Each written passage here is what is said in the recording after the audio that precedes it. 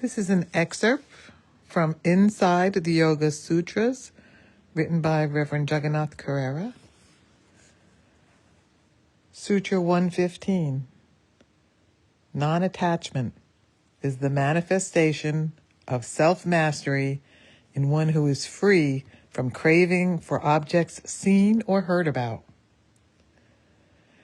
Non-attachment literally means without color. It is the ability to keep the distortions of selfish motives and intents out of every relationship, action, and process of learning. Selfish desires are the typical motivating forces of the mind, pulling it towards hoped-for pleasure or away from the dread of pain. However, for those interested in self-realization, selfish desires are not the appropriate mode of functioning, since they are based on relieving the discomfort of craving and not on what is physically, mentally, socially, or spiritually beneficial.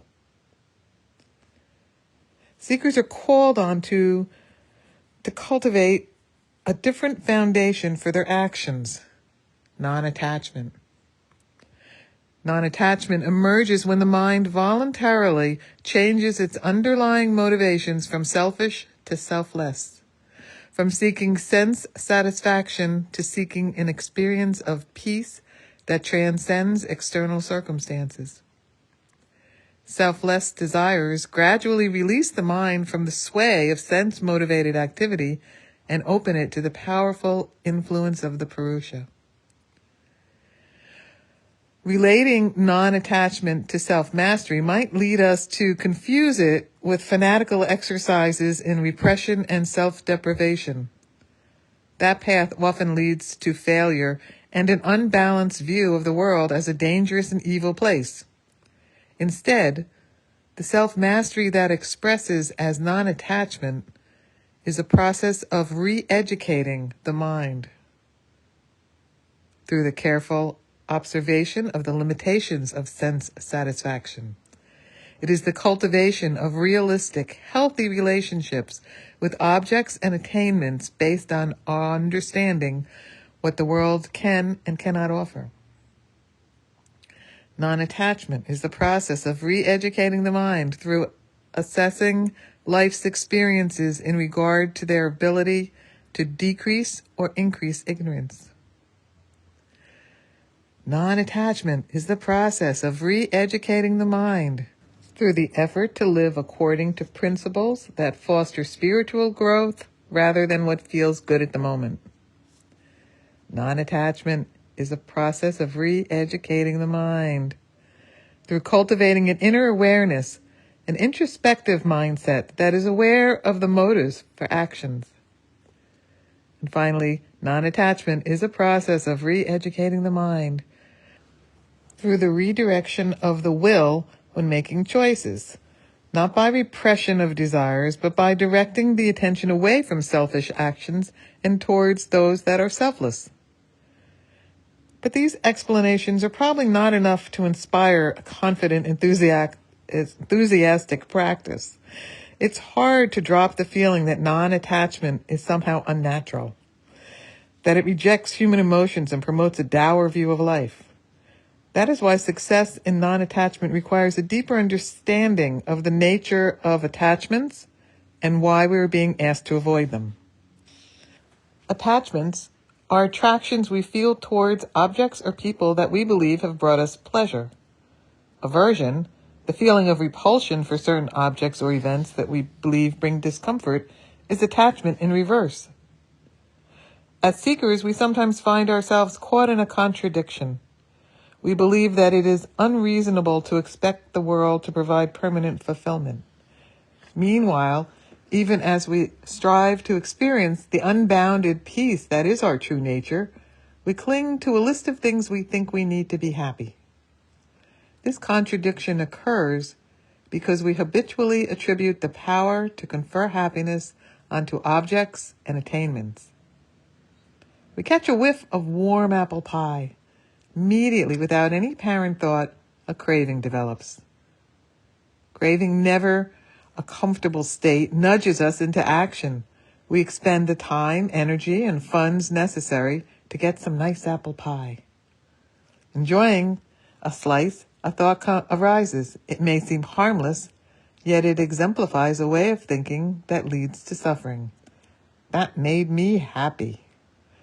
Our beliefs seem to have switched from happiness is my true nature to I can't be happy without apple pie.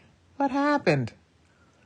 We expended effort to get the pie, driven by the discomfort of the craving and the anticipation of experiencing pleasure from satisfying that craving. After eating the pie, we felt a release, and, mistaking it for happiness, attributed our happiness to the pie. Actually, we just returned to the state we were in before the craving took hold of the mind, albeit with more calories and sugar in our bloodstream. This is not to say that apple pie is bad or good. It's neutral. Things in nature are neutral. It is our approach that determines whether sense objects are experienced as sources of pain or pleasure. As my master often said, electricity is good when you plug in a radio, but bad when you plug in your finger. If we are interested in knowing the true nature of electricity, the mind must be kept neutral. To maintain a clear, balanced mind, to perceive things as they are without bias, and to act without prejudging, constitute the core of a non-attachment. Your own experience with transitory sense pleasures will tell you that they are often mingled with guilt or the pain of seeing them slowly vanish. Rarely, if ever, are we perfectly satisfied. Most often we're left wanting a little more or better food, movies, shoes, money, or relationships. This lack of real satisfaction is inherent in the mistaken notion that something outside us can make us happy. The more we rely on outside world for happiness, the more we experience dissatisfaction and craving. We forget that an undisturbed state of mind reflects the essence of our being, the self, which is happiness itself. The paradox is that the only way not to experience perfect happiness is to be seeking it outside the self. One might wonder, does the practice of non-attachment require staying away from things we love, those things that bring enjoyment? Isn't it natural, even good, to want a meaningful job or a loving partner? Aren't there at least exceptions to this principle? Didn't God create the universe for us to appreciate? Non-attachment is not a negation of the world, but the cultivation of the appropriate relationship to the transitory pleasures and pains of the world. It isn't sense objects that cause grief, but our inappropriate relationship to them based on unrealistic and often selfish expectations. This principle is illustrated by an answer Sri Swami Satchidananda gave in response to a student's question at a public program years ago. Is it okay for a yogi to have chocolate ice cream from Maygold's? Maygold's was a dairy farm and a restaurant about 20 minutes from the ashram. It was popular with ashram residents who enjoyed dipping into one of the restaurant's homemade desserts on a warm summer evening. That is a very good question. Allow me to answer it in this way. Everyone, please imagine that tonight's program has ended. It is very warm outside and you decide to go to Maygold's for some chocolate ice cream. Is everybody with me so far? Yes. So you drive over to Maygold's, order an extra large chocolate sundae. Can you taste it? Is it good? Yes, Gurudev. I suspect that a few ashramites were ready to turn this exercise of imagination into a reality once the program was over. Are you feeling happy? Yes, Gurudev. Okay, fine. Now let's try it again, but with one small change. After the program, you drive to Maygold's, but find it closed. How do you feel now? Are you still happy? If the answer is yes, then it's okay for you to occasionally have some ice cream. If the answer is no, it is better for you to stay away from it for a while and analyze your attachment to it. We ask ourselves if we are really enjoying life or if we are simply on a roller coaster ride of cravings, the efforts to fulfill them, and temporary satisfaction. Scratching an itch does not bring happiness, only temporary relief, followed by more itchiness and irritation. Change is the nature of life. Even when something or someone makes us happy, the situation is bound to change. We change the thing. We change. The thing changes, or the external conditions change. One day or another, everything we counted on to bring us comfort and joy slips away, along with the hopes for happiness that we linked to it. Non-attachment is a difficult subject because it speaks to our fundamental motivations and beliefs regarding life. In the name of non-attachment, we examine what we hold dear and question if it is necessary to happiness. Do I need a certain sized paycheck to be happy? Is it necessary to have children to be complete? Can I still be happy even if I lose my health? Is it even possible to live without desires? To help clarify the reason non-attachment plays a vital role in spiritual growth, we can look briefly at the 7 key manifestations of non-attachment. Non-attachment brings fearlessness. Fear is founded on concern over potential loss. We are anxious over losing that which we perceive brings us happiness or security. These fears are based on attachments and the resulting anxiety over not attaining what we desire or losing what we've gained. As attachments decrease in number and intensity, fear naturally begins to evaporate. Those who are free from selfish attachments know freedom from fear.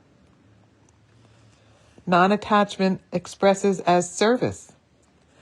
The inclination to live for the sake of others exists within us. Sacrifice is the law of nature. The cherry tree happily lets go of its fruit after years of laboring to grow from seed to maturity. It also provides shade, oxygen, and a home to many creatures. Finally, when it becomes too aged to produce fruit, it offers its body to become firewood to give us warmth. The same principle holds true for those who harbor no selfish desires. Their actions naturally bring benefit to all. They experience joy in every act and not as a result of gain from their actions. From Sri Swami Satchidananda's commentary on this sutra, try to remove suffering of other people. Once you are unattached in your personal life, you can serve others, and by doing that, you will find more and more joy. By non-attachment, you become the happiest man or woman. The more you serve, the more happiness you enjoy. Such a person knows the secret of life. Non-attachment frees us to love purely. I can care and love only to the extent that I am not attached.